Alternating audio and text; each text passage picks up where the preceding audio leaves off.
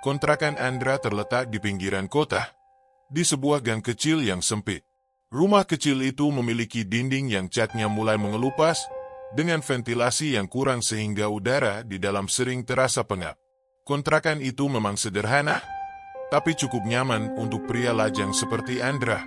Dengan pekerjaan sebagai freelancer, ia tidak membutuhkan tempat yang besar, hanya ruang untuk tidur, bekerja, dan sedikit hiburan.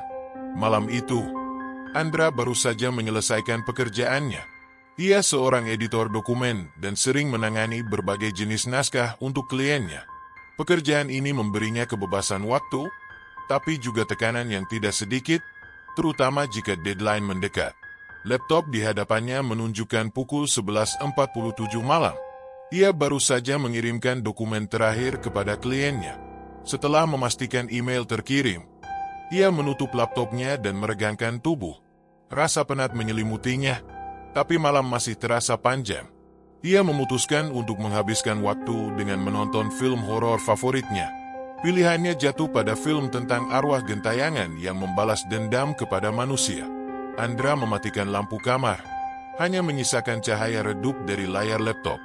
Ia mengambil sebungkus keripik kentang dan sekaleng cola dari meja kecil di samping kasurnya. Sambil merebahkan diri, ia mulai memutar film. Suasana hening di kontrakannya terasa pas untuk mendalami film itu. Kontrakannya memang sering sepi, bahkan terlalu sepi. Tetangganya di kiri kanan adalah keluarga pekerja yang biasanya sudah tidur sejak pukul 9 malam. Suara jangkrik dan sesekali lolongan anjing dari jauh menjadi satu-satunya pengiring. Namun, malam ini terasa ada sesuatu yang berbeda. Udara terasa lebih dingin, meski tidak ada hujan. Andra mencoba mengabaikan perasaan aneh itu. Film yang ia tonton cukup menyeramkan, tapi ia tidak begitu terganggu. Baginya, film horor hanyalah hiburan. Namun, di tengah adegan klimaks, saat sang tokoh utama bertemu dengan sosok hantu utama, listrik di kontrakan mendadak padam. Apaan lagi ini? Keluhnya sambil bangkit. Ia meraba-raba meja untuk mencari senter. Belum sempat menyalakannya, suara klang terdengar dari arah dapur. Bunyi itu seperti panci jatuh dari rak. Andra terdiam. Rumah ini kecil, dan ia tahu pasti bahwa tidak ada orang lain di dalam. Mencoba menenangkan dirinya, ia berkata, "Mungkin kucing liar." Tapi dalam hati, ia tahu itu tidak masuk akal. Rumahnya tertutup rapat, dan tidak mungkin ada kucing masuk. Dengan langkah hati-hati, Andra menyalakan senter dari ponselnya dan menuju dapur. Saat tiba, ia melihat rak panci masih rapi. Tidak ada yang berantakan, tapi sesuatu di lantai menarik perhatiannya. Jejak langkah kecil berwarna merah gelap. Andra berjongkok untuk memastikan. Cairan itu tampak seperti darah, masih basah. Jejak itu mengarah ke pintu belakang yang sedikit terbuka. Perasaan takut mulai menyelimuti. Ia mencoba berpikir logis. Mungkin ini cuma saus tomat tumpah, katanya pada dirinya sendiri. Tapi hatinya tahu, itu lebih dari sekadar saus. Ia membuka pintu belakang perlahan. Teras kecil kontrakannya terlihat gelap, hanya diterangi cahaya bulan. Di tengah-tengah halaman belakang yang penuh rumput liar, ia melihat sosok kecil duduk membelakanginya. Sosok itu seperti anak kecil, tubuh kurus, rambut acak-acakan, kaki telanjang. Andra memanggil, "Hei, kamu siapa? Ngapain di sini?" Sosok itu tidak merespons, hanya duduk diam, memegang sesuatu di tangannya.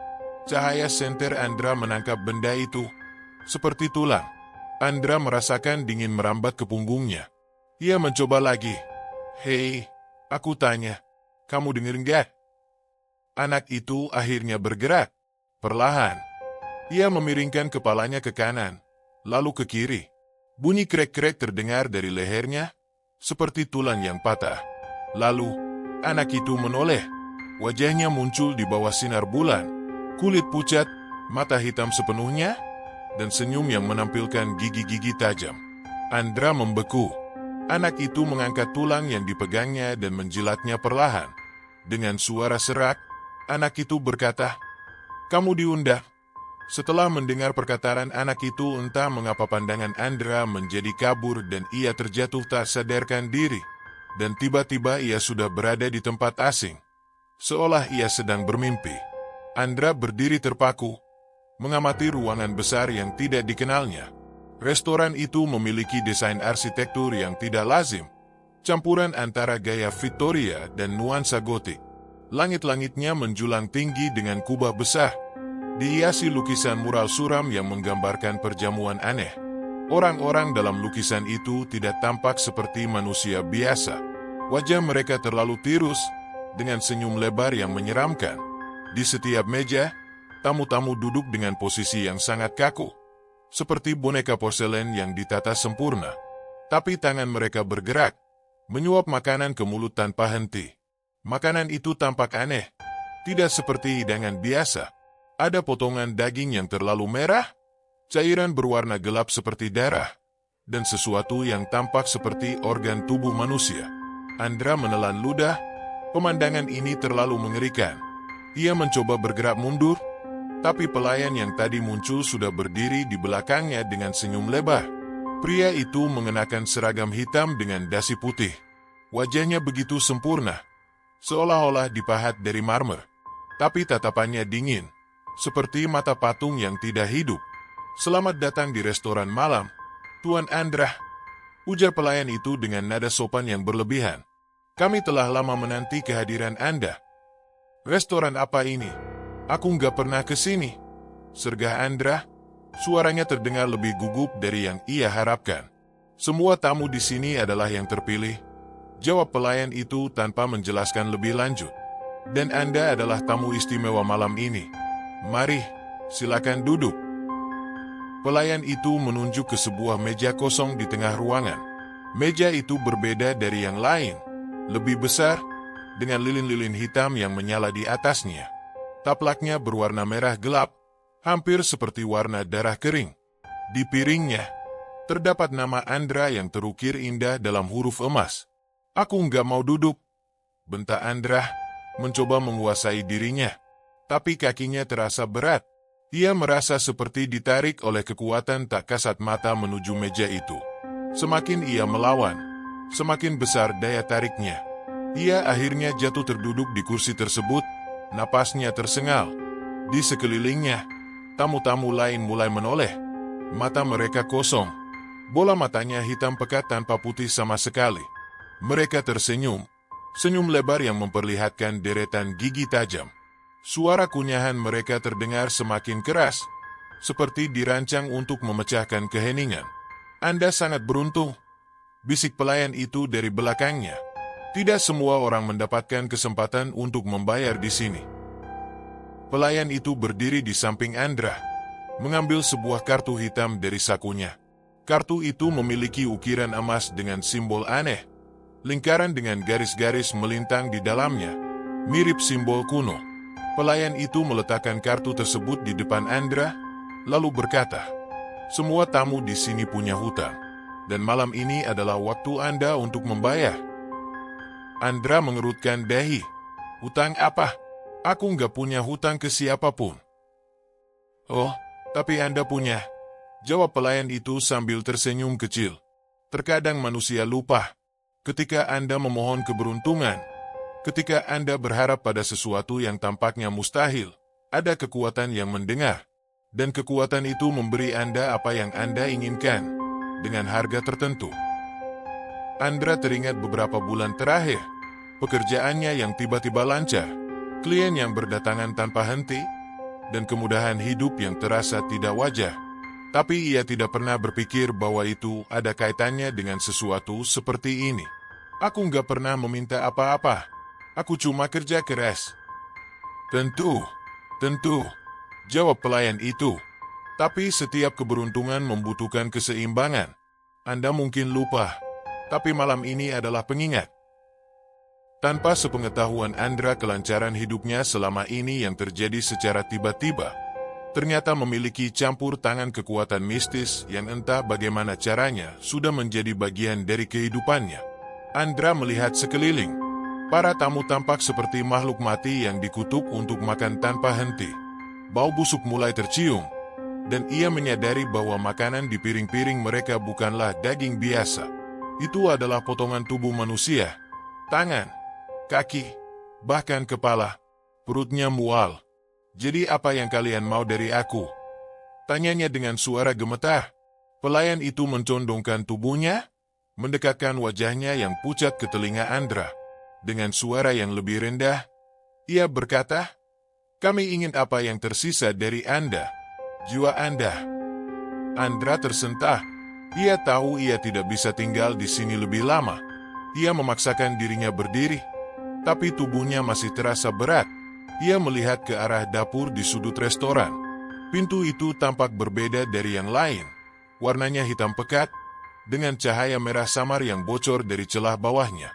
Sesuatu di dalam dirinya mengatakan bahwa kunci dari semua ini ada di sana. Ia memberanikan diri melangkah ke arah dapur, meskipun para tamu mulai bergerak. Mereka berdiri satu persatu, kepala mereka menoleh dengan gerakan yang patah-patah seperti boneka. Senyum mereka semakin lebar, dan langkah mereka tidak bersuara meskipun sepatu mereka seharusnya mengetuk lantai marmer. Andra tiba di pintu dapur dan mendorongnya terbuka. Bau anyir langsung menyerang hidungnya. Pemandangan di dalamnya lebih buruk dari apapun yang ia bayangkan. Di atas meja-meja besar, tubuh manusia tergolek, terpotong-potong seperti bahan masakan. Darah menetes dari daging segar itu, mengalir ke lantai dan membentuk genangan besar. Di sudut ruangan, ada kuali raksasa yang berisi cairan merah mendidih, mengeluarkan uap yang memancarkan aura gelap. Anak kecil yang tadi ia lihat di halaman belakang muncul dari balik meja, memegang sebuah hati manusia segar.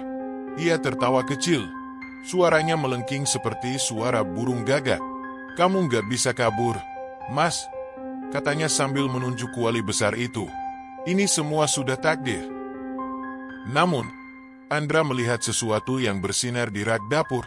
Sebuah pisau panjang dengan ukiran aneh di gagangnya. Pisau itu tampak berbeda, seolah memiliki energi tersendiri. Ia meraihnya, meskipun tangannya gemetar. Ketika anak kecil itu melompat ke arahnya dengan tawa mengerikan, Andra mengayunkan pisau tersebut. Jeritan anak itu mengguncang seluruh ruangan. Para tamu yang tadi mengejarnya berhenti bergerak. Wajah mereka perlahan-lahan mencair seperti lilin yang meleleh. Andra tidak berhenti di situ. Ia berlari ke arah kuali besar dan, dengan seluruh tenaga yang tersisa, ia menusukkan pisau itu ke dalam cairan mendidih. Kuali itu mengeluarkan ledakan cahaya merah yang menyilaukan. Dunia di sekitarnya mulai retak seperti cermin yang pecah. Andra terbangun dengan tubuh yang terasa berat seperti baru saja dihempaskan dari ketinggian. Ia terbaring di lantai kamar kontrakannya. Punggungnya menempel pada ubin dingin. Napasnya terengah-engah. Dada naik turun seperti baru saja selesai berlari jarak jauh. Langit-langit kamar yang suram kembali menjadi pemandangan di atasnya, diterangi oleh cahaya redup dari lampu yang bergoyang pelan. Ia memiringkan kepalanya dan menyadari bahwa seluruh tubuhnya basah oleh keringat, bahkan ada noda merah samar di pakaiannya. Ia berusaha bangkit, tetapi kepalanya terasa berdenyut hebat, seperti ada palu yang memukul-mukul dari dalam. Ketika ia berhasil duduk, pandangannya langsung tertuju pada meja di tengah kamar. Di atas meja itu, tergeletak sebuah pisau yang tidak dikenalnya. Pisau dengan ukiran aneh di gagangnya. Sama persis seperti yang ia gunakan di restoran malam itu. Ukiran-ukiran itu tampak berpindah, mengeluarkan cahaya samar yang tidak wajar, seperti sebuah peringatan bahwa benda itu membawa sesuatu yang gelap. Andra memeriksa tangannya. Ada bekas luka kecil di telapak kanannya, tepat di tempat ia menggenggam gagang pisau tersebut. Luka itu tidak tampak seperti luka biasa. Garisnya melingkar sempurna membentuk simbol yang ia lihat di kartu hitam yang disodorkan pelayan. Ia mencoba mengusapnya, tetapi simbol itu tidak hilang. Rasanya seperti tertanam di kulitnya. Andra mencoba mengingat apa yang baru saja terjadi. Restoran itu, tamu-tamu menyeramkan, makanan menjijikan di piring-piring, dan anak kecil yang mengerikan. Semuanya seperti mimpi buruk. Tapi pisau di depannya dan simbol di tangannya membuktikan bahwa itu nyata. Ia mendengar bunyi detik jam dinding. Jarum pendek dan panjang sama-sama menunjuk ke angka 2. Pukul 2 dini hari. Suasana malam begitu sunyi hingga ia bisa mendengar desahan angin dari celah-celah jendela. Tapi ada sesuatu yang lain. Sebuah suara samar, hampir seperti bisikan. Awalnya kecil, seperti angin yang meniup dedaunan, tetapi perlahan menjadi lebih jelas. Andra. Suara itu terdengar seperti berasal dari balik dinding. Tapi begitu ia menoleh, suara itu berpindah ke belakang punggungnya. Ia berbalik dengan cepat, tapi tidak ada siapapun. Kamar kontrakannya tetap kosong. Ia mencoba meyakinkan dirinya bahwa itu hanya ilusi, bahwa ia hanya sedang lelah dan pikirannya bermain-main dengannya. Tapi kemudian suara itu terdengar lagi, lebih keras, lebih menyeramkan. Kali ini, suara itu disertai tawa kecil, tawa melengking yang mengingatkannya pada anak kecil di restoran malam itu. Andra meraih pisau di meja tanpa sadar. Ia tidak tahu mengapa, tetapi benda itu memberinya rasa aman. Pisau itu terasa hangat di tangannya, seperti benda hidup yang bereaksi terhadap sentuhannya. Ukiran di gagangnya semakin berpendar, dan Andra merasa pisau itu memiliki kekuatan yang bisa ia gunakan untuk melindungi dirinya. Suara langkah kecil terdengar dari lorong di luar kamar. Andra menoleh ke pintu. Langkah itu terlalu ringan untuk manusia dewasa, tetapi terlalu lambat untuk seekor hewan. Tidak mungkin, gumamnya. Tubuhnya mulai gemetar. Ia berjalan mendekati pintu. Pisau di tangannya gemetar seirama dengan napasnya yang tidak teratur. Ketika ia menyentuh gagang pintu, langkah-langkah itu berhenti. Keheningan mencekam mengambil alih, tetapi hanya sesaat. "Mas, kamu pikir bisa lari dari kami?" Suara anak kecil itu bergema. Tidak berasal dari satu arah, tetapi dari segala penjuru. "Hutangmu masih ada." Andra mundur beberapa langkah, punggungnya menabrak dinding.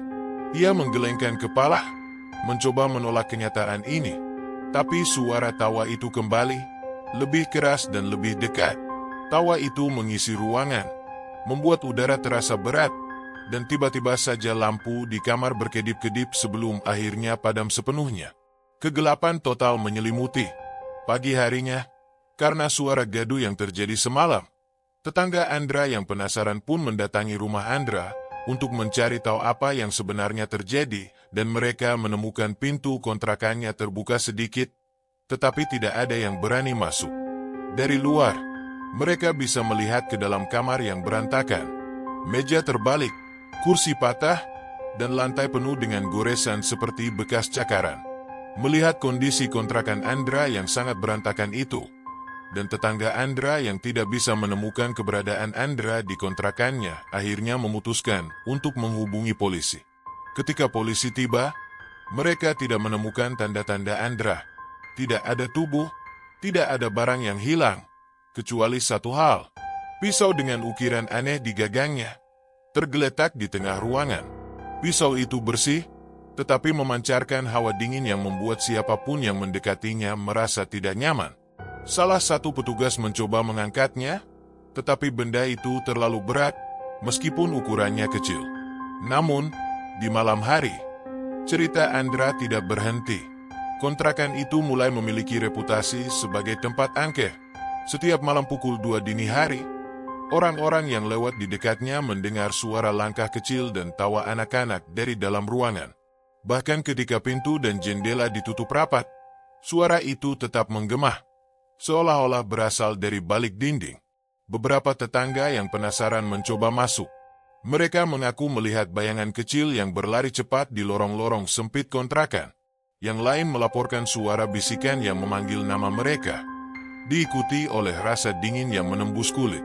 Hingga hari ini, tidak ada yang tahu pasti di mana dan apa yang terjadi pada Andra. Tapi setiap orang yang mendekati pisau itu, mereka melaporkan mimpi buruk yang sama. Dalam mimpi itu, mereka berada di sebuah restoran besar dengan tamu-tamu aneh dan makanan mengerikan. Di meja mereka, nama mereka terukir dengan indah, seolah-olah mereka adalah tamu kehormatan berikutnya. Dan selalu, di ujung mimpi, mereka mendengar suara anak kecil yang sama. "Giliranmu sudah dekat, kami akan menunggumu." Pisau itu tetap menjadi simbol kutukan. seakan menjadi pengingat bahwa tidak ada keberuntungan yang datang tanpa harga, dan setiap janji gelap yang diberikan harus ditebus, cepat atau lambat.